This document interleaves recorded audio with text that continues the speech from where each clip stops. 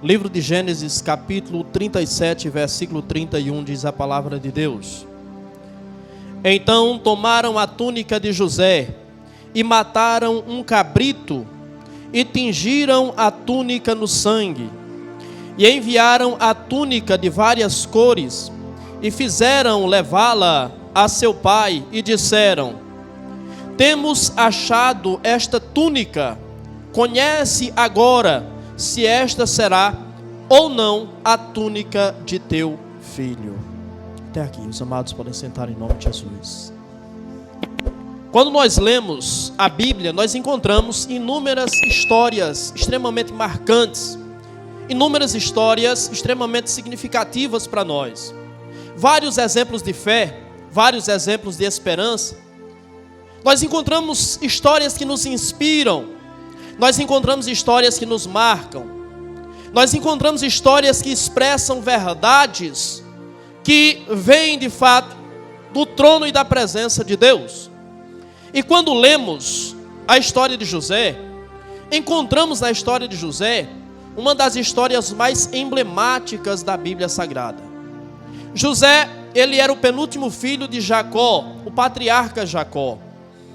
E José era ainda um jovem. A Bíblia descreve ele como sendo um jovem de 17 anos. E aos seus 17 anos, José, ele começa a ser observado pelo seu pai. E o seu pai começa a enxergar nele algumas qualidades que o seu pai não percebia, não via nos seus outros filhos. E naturalmente, quando o seu pai começa a perceber algumas qualidades em José que ele não vê nos outros filhos, o seu pai começa a dar mais atenção a José. O seu pai começa a dispensar a José um sentimento de amor mais íntimo, mais profundo do que ele dispensa aos seus outros filhos. José começa a se destacar, não obstante fosse um jovem, mas começa a se destacar entre os seus irmãos. E a Bíblia Sagrada diz que Jacó, pelo amor que ele tinha a José, ele dá a José uma túnica de várias cores. Isso expressava o amor que Jacó ele tinha por José. E quando nós falamos sobre túnica, a túnica era uma peça essencial de vestimenta naquela época, naqueles dias. Pois a túnica era uma peça de roupa que ficava por cima das roupas íntimas. Era a peça de roupa principal que as pessoas utilizavam naquela época. E as mulheres, elas se utilizavam de túnicas que iam normalmente até os tornozelos. Os homens, porém, normalmente se utilizavam de túnicas que iam até os joelhos. E as túnicas normalmente, elas eram feitas por duas peças de roupa, costuradas ao meio em forma horizontal. E tinha na parte de cima uma abertura em V, que era para que a pessoa pudesse colocar a sua cabeça, e duas aberturas nas laterais, para que fosse o espaço de colocar os braços. E José recebe aquela túnica, não era uma túnica comum. A Bíblia diz que era uma túnica de várias cores. Então era uma túnica que se destacava entre as demais.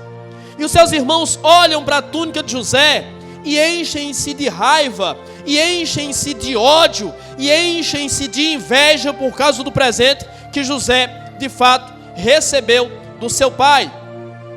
E essa túnica, ela expressa de fato e de verdade que José era alguém diferente, que José não era como os demais, que José não era um homem comum.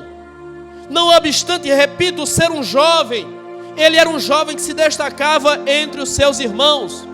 E quando a inveja dos seus irmãos se faz notória, cabe-nos uma pergunta: por que muitas vezes nós não somos tratados como os demais são tratados? Por que nós não somos vistos como os demais são vistos?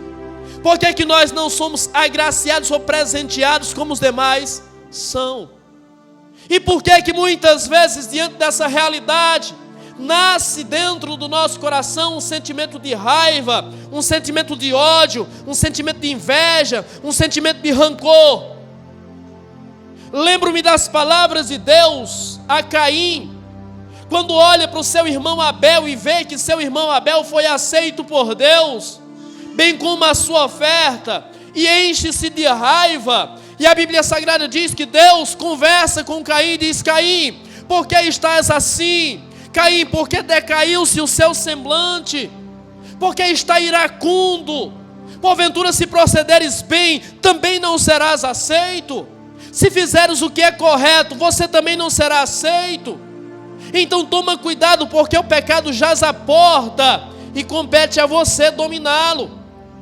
Quando Deus conversa com Caim, e quando a história de José nos mostra o sentimento dos seus irmãos, nós somos levados a entender que para que nós sejamos aceitos, para que nós sejamos honrados, para que nós sejamos reverenciados, para que nós sejamos reconhecidos, é necessário que nós tenhamos atitudes, é necessário que nós plantemos isso, para que isso se torne uma realidade nas nossas vidas. Então, quando virmos alguém sendo honrado, que não nasça no nosso coração, de fato, esse sentimento de raiva, de inveja, de ódio, de rancor, mas que nasça no nosso coração o sentimento de analisarmos a nossa vida, analisarmos a nossa história, analisarmos a nossa trajetória e percebermos que se nós não recebemos o mesmo que outros recebem, é porque não fizemos o mesmo que outros fazem, é porque não plantamos as mesmas sementes. E se não plantamos as mesmas sementes, inevitavelmente nós não colheremos os mesmos frutos. A túnica que Jacó dá a José é o emblema, é o sinal do amor que Jacó tem por José, mas do favor que Jacó está dispensando a José. Isso faz me lembrar das vestes que Deus Ele coloca sobre Adão e Eva quando estes pecam, quando estão descobertas as suas vergonhas, quando a sua culpa é exposta, quando a sua inocência é ferida, quando eles percebem o mal que há neles, quando eles percebem que agora eles estão abertos para o mal, e que o mal agora impera nos seus corações, e eles tentam cobrir as suas vergonhas, eles tentam se esconder da presença de Deus. Aquilo que eles fizeram os enoja, aquilo que eles fizeram os envergonha, mas eles já haviam feito e não havia como retroceder, não havia como voltar atrás, não havia como consertar. E eles tentaram, eles quiseram consertar com as suas próprias mãos. A Bíblia diz que eles teceram folhas de figueira, eles amarraram aquelas folhas para que servisse a eles de vestimentas.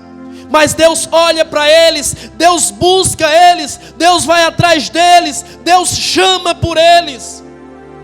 E quando Deus chama por eles, Deus olha a situação em que eles estão, tentando promover uma justiça própria. E Deus então mata um animal. Deus derrama sangue inocente. E com a pele daquele animal, Deus então cobre Adão e cobre Eva. Aquela pele daquele animal estava manchada de sangue. Mas aquele sangue não representava a culpa daquele animal. Aquele sangue não representava o pecado daquele animal. Pelo contrário, aquele sangue representava o amor, a entrega e o sacrifício daquele animal. Agora, quem está em cena é José, que também recebeu do seu pai uma túnica, e essa túnica também agora está manchada. E aquele sangue que mancha aquela túnica é para reparar o erro, é para corrigir as faltas, é para perdoar os pecados. Da mesma forma que Deus cobriu as vergonhas de Adão e Eva, Deus agora através de José, de uma forma que aquelas pessoas não compreendem, muitos não compreenderam ao longo dos séculos, Deus também está se utilizando daquela túnica, aquela túnica manchada de sangue, para corrigir a falta, para promover graça, para promover amor, para promover libertação, para conceder perdão, para dar àqueles traidores, àqueles pecadores salvação. Aquela túnica manchada não é uma simples túnica, e aquela mancha não é um simples sangue. Aquele sangue é o sangue de um inocente que foi derramado para corrigir a morte, para corrigir a falta, para corrigir o pecado de homens maus, de homens sanguinários, de homens que tinham desejo por sangue. A Bíblia Sagrada nos diz que José, ele recebeu do seu pai uma ordem: José, vai até Siquém, porque os teus irmãos estão apacentando os animais ali. A intenção de Jacó é que José, em indo a Siquém, possa observar o que seus irmãos estão fazendo, possa então escrever um relatório, trazer um relatório para o seu pai, porque o seu pai não confiava nos outros filhos. Jacó não confiava nos seus filhos, mas confiava em José. Por que Jacó confia em José? Porque José ganhou a confiança de Jacó. E a Bíblia Sagrada diz que José então vai a Siquém, pois quando ouve a palavra do seu pai, ele diz: eis-me aqui. Essa palavra é comum aos teus ouvidos? Eis-me aqui. Da mesma sorte, o profeta Isaías, mesmo vendo os seus pecados, mesmo reconhecendo os seus pecados, quando ouviu de Deus: quem enviaremos? Quem irá por nós? Ele disse: eis-me aqui. Lá na eternidade, o Pai traçou um plano de redenção, um plano de restauração, um plano de perdão. E lá na eternidade, o Filho levantou a mão e disse: eis-me aqui. José apresentou-se, por isso José foi honrado. Jesus apresentou-se, por isso foi dado a ele um nome que é sobre todo nome, diante do qual todo joelho se dobrará e toda língua confessará que Ele é Senhor. E o seu nome? Que importância tem tido o seu nome? Entenda que a importância que é devotada ao seu nome só pode decorrer da sua entrega, do seu sacrifício, da sua dedicação. José então segue a ordem do seu pai e vai até Siquém. E quando ele vai até Siquém, a Bíblia Sagrada diz que seus irmãos não estavam lá. Os irmãos deveriam estar em Siquém, pois a ordem foi: leve os animais a Siquém. Mas eles não estão lá. José então sai errante pelo deserto e ele encontra-se com um homem. E o homem chega até José, e a Bíblia Sagrada diz que José diz: o Senhor viu os meus irmãos? Eu estou procurando os meus irmãos. É o filho do pai procurando os seus irmãos que estão longe, que estão onde não deveriam estar, que estão no lugar para onde Deus não mandou que eles fossem. Mas o filho está indo em busca, o filho está procurando. E o homem diz: eles foram até Dotã, eu os vi em Dotã. E José então vai até Dotã. Quanta similaridade há entre a história de José e a história de Jesus, que muitas vezes desviou-se do caminho dos judeus e foi a outras partes para buscar as ovelhas perdidas. Foi até Samaria buscar aquela mulher que havia casado com 5 homens. Foi até Gadara buscar aquele que era possesso por um demônio. Foi até a sua casa, foi até a sua vida para buscar você, para resgatar você, para trazer você para a presença do Pai. Ele obedeceu à voz do Pai e ele foi até seus irmãos. E quando ele vai até seus irmãos, a Bíblia Sagrada diz que os seus irmãos o enxergam de longe. E os seus irmãos cheios de ódio, cheios de raiva. O primeiro pensamento que passa na mente deles é: vamos matá-lo. Vamos matar aquele tal sonhador. Então veremos que se fará dos seus sonhos. Entenda, na nossa trajetória muitas vezes, Deus permitirá que nós sejamos direcionados a pessoas que aos nossos olhos são nossos irmãos, que aos nossos olhos são os nossos amigos, que aos nossos olhos estão do nosso lado, porém são esses que vão nos trair, são esses que vão nos machucar, são esses que vão tramar contra nós, são esses que vão desejar a nossa morte, são esses que vão agir ativamente para promover a nossa morte. Mas acredite, Deus não permitiria que você fosse para o meio do covil se Ele não estivesse com você para protegê-lo. Deus não permitiria que Sadraque, Mesaque e Abednego fossem lançados na fornalha acesa se Deus não estivesse lá para protegê-los. Deus não permitiria que Daniel fosse lançado na cova dos leões se Deus não estivesse ali para protegê-lo. Então muitos se levantarão inevitavelmente para nos paralisar, para nos matar, para nos destruir, para nos impedir. Da mesma sorte que muitos se levantaram contra Jesus. Quantas vezes planejaram contra Jesus? Quantas vezes arquitetaram planos para matar Jesus?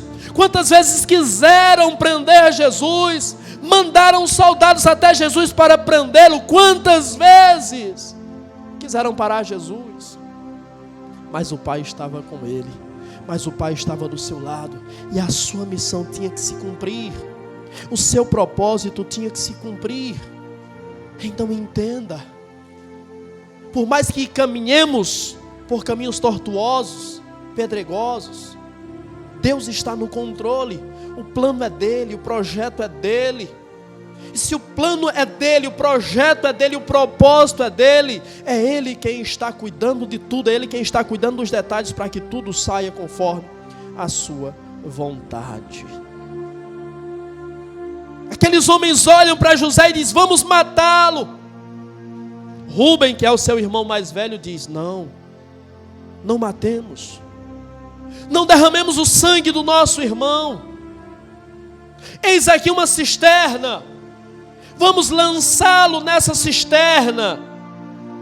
E quando José se aproxima daqueles homens, a primeira coisa que José recebe dos seus irmãos é um tratamento truculento. Quando seus irmãos se aproximam dele, os seus irmãos arrancam a túnica de sobre José. Eles poderiam ter feito qualquer coisa com José, mas a primeira coisa que eles fazem é arrancar a túnica de sobre José, porque aquela túnica representava a honra para José. Aquela túnica representava a graça sobre a vida de José. E se aquela túnica representa a honra que foi dada a José, acredite e entenda, não adianta tomar a túnica de ninguém, pois honra não se toma, honra se conquista. Reconhecimento não se toma, reconhecimento se conquista, se consegue. Se José dispõe daquela túnica, é porque José alcançou o favor do seu pai a ponto de receber aquela túnica. Então aquela túnica representa a honra e a justiça do pai sobre ele, justificando-o acima dos demais. Honra e justiça não se tomam, se conquistam. Eles tomam aquela túnica de José, pegam José e lançam José naquela cisterna, e ficam planejando e pensando: o que vamos fazer com José? A vontade é de matar, a vontade é de extirpar José da face da terra. Porém a Bíblia Sagrada diz que vai passando uma caravana de amalequitas, e a Bíblia Sagrada diz que eles têm uma ideia. Eles tiram José da cisterna, do buraco, e vendem José por 30 moedas de prata como escravo para aqueles ismaelitas. E aqueles ismaelitas pegam José e levam como escravo até a terra do Egito, e lá vendem José a Potifar para que ele fosse então escravo de Potifar, mordomo de Potifar. Mas agora, como explicar ao pai a ausência de José? José foi apenas para observar e retornar à casa do pai, para trazer ao pai notícias dos seus irmãos, para trazer um relatório do procedimento dos seus irmãos. E agora, como se justifica a ausência de José? E eles então tiveram uma brilhante ideia: vamos matar um cabrito, vamos manchar a túnica de José com sangue e vamos enviá-la ao nosso pai. E o nosso pai então, vendo a túnica manchada, rasgada, e não vendo José, ele vai entender que José foi atacado por um animal selvagem e que José morreu, foi devorado pelos animais. E agora a túnica, e somente a túnica, é devolvida a seu pai. A túnica manchada de sangue. E quando o seu pai recebe aquela túnica, quando ele pega aquela túnica, a Bíblia Sagrada diz que o seu pai pega aquela túnica e diz: essa é a túnica do meu filho. Certamente um animal o encontrou e o devorou. Aquela túnica foi manchada pelos traidores. A túnica manchada de sangue, séculos depois, iria também, mais uma vez, ser representada, iria mais uma vez ser alvo da inveja, alvo da raiva, alvo do ódio dos traidores. O sangue sobre a túnica está sobre a túnica, porque o dono da túnica foi traído. Porque o dono da túnica foi apunhalado pelos seus irmãos. O dono da túnica, o verdadeiro dono da túnica, nos chamou para sermos filhos também do seu Pai. E será que nós também, em dados momentos da nossa vida, temos também manchado a túnica? Temos sido os responsáveis pelo sangue que está sobre a túnica? Entenda, não é sobre a túnica de José que eu estou falando. Aquela túnica de José, alguns anos depois, iria servir de sorte para os seus traidores. Pois quando aquela túnica é entregue a Jacó, para Jacó, José morreu. Para Jacó, José não existe mais. Porém, José está lá no Egito. Jacó não foi procurar mais José. E José está no Egito, sendo instrumento de Deus, para que anos mais tarde os seus irmãos retrocedam ao Egito e possam comer à mesa do seu irmão, e possam comer do alimento do seu irmão, e possam ter a sua fome saciada pelo seu irmão, e possam ter a sua vida salva pelo seu irmão. A túnica que foi manchada pelo sangue assegurou-nos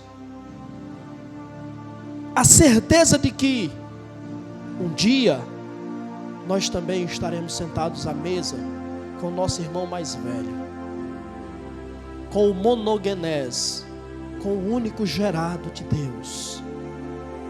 Estaremos à mesa com ele, celebrando e ceando, e junto nessa mesa estarão também Abraão, Isaac e Jacó. Aquela túnica de José, anos mais tarde, assegurou a salvação dos seus irmãos.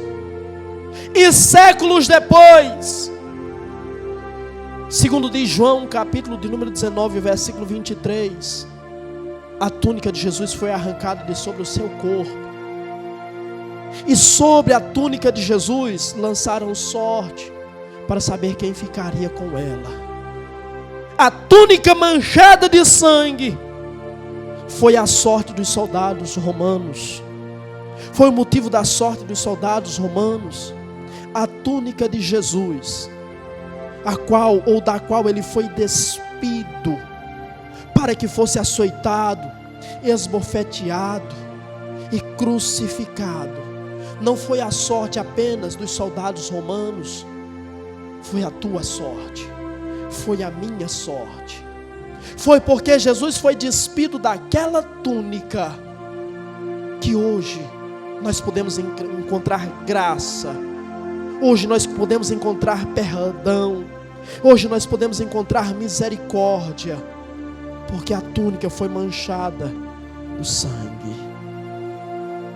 Quando aqueles homens entregam aquela túnica a Jacó, eles trazem angústia, dor e sofrimento ao coração e aflição à alma daquele velho homem que amava o seu filho, mas agora tem a certeza de que o seu filho está morto. Quando Jesus está no alto da cruz, ele grita: Deus meu, por que me desamparaste? O pai não olha para ele. Os olhos do pai não estão voltados para ele. Da mesma forma que Jacó sentiu a morte de José, Deus agora sente a morte de Jesus. Porém, anos mais tarde, Jacó iria poder olhar para a face do seu filho mais uma vez. E depois desse evento, poucos dias depois, o pai receberia o filho na sua presença mais uma vez. Mas quando Jacó recebe José de volta, José não volta à presença de Jacó sozinho, mas José volta trazendo consigo a reconciliação com seus irmãos, que outrora o traíram, que outrora o venderam, que outrora desejaram matá-lo. E quando Jesus volta para a presença do Pai, ele volta também trazendo muitos que ele, com a túnica manchada de sangue, comprou. A Bíblia Sagrada diz que não foi com coisas corruptíveis que fomos comprados, como prata ou ouro, mas com o precioso sangue do Senhor Jesus Cristo. A Bíblia diz: se andarmos na luz como Ele na luz está, temos comunhão uns com os outros, e o sangue de Jesus nos purifica de todo o pecado. O coração entristecido de Jacó encontraria mais uma vez a alegria, encontraria mais uma vez um prazer, o regozijo de ter o seu filho na sua presença. O coração de Deus também encontrou regozijo no sacrifício de Jesus, ao receber Jesus de volta na sua presença, na eternidade, e sabendo que Ele não voltou sozinho, sabendo que Ele leva para Deus muitos filhos. Ele reconciliou muitos irmãos que estavam perdidos, que estavam longe. Esses irmãos não eram apenas os judeus. Esses irmãos que Jesus levou até a presença de Deus são os mesmos irmãos que Ele continua levando. Fui eu, foi você, fomos nós somos aqueles que Jesus levou até a presença de Deus. E todas as vezes que um pecador se arrepende, todas as vezes que alguém se dobra, que alguém se prostra, é mais um irmão que é reconciliado com Deus através da túnica manchada de sangue. Jesus pagou o preço pelo seu pecado. Aquela túnica, naquele momento, tornou-se mensageira de dor e de angústia, mas foi um motivo de alegria, de regozijo e de refrigério. A túnica de Jesus também, naquele momento, era motivo de dor, de sofrimento, de angústia, mas se revelaria na graça de Deus estendida a todos os pecadores, e acabaria toda dor, toda angústia, toda agonia, para a glória daquele que vive e reina para todo sempre. Aquela túnica que naquele momento, para Jacó, representa a derrota, representa a morte. Pouco tempo depois se revelaria, se mostraria na salvação e na graça salvadora, sendo dispensada àqueles traidores. Aquela túnica é a nossa sorte. Aquela túnica aplacou a ira de Jacó sobre os seus outros filhos. Você não encontra na sequência do texto Jacó mais apontando os seus filhos, Jacó mais acusando os seus filhos. O foco de Jacó agora está sobre a túnica de José, sobre a morte de José. Na mesma sorte, a túnica de Jesus aplacou a ira de Deus sobre a sua vida e sobre a minha vida. E agora, os olhares de Deus estão voltados para o sacrifício, para o sangue que foi derramado em favor da sua vida e em favor da minha vida. Essa túnica continua sendo o símbolo de graça, de perdão, de misericórdia, de restauração, de revestimento. Então vista-se da túnica manchada de sangue, porque aquele sangue é o preço do seu pecado. Aquele sangue é a garantia que você foi perdoado. Aquele sangue é a garantia que a culpa foi tirada de sobre você.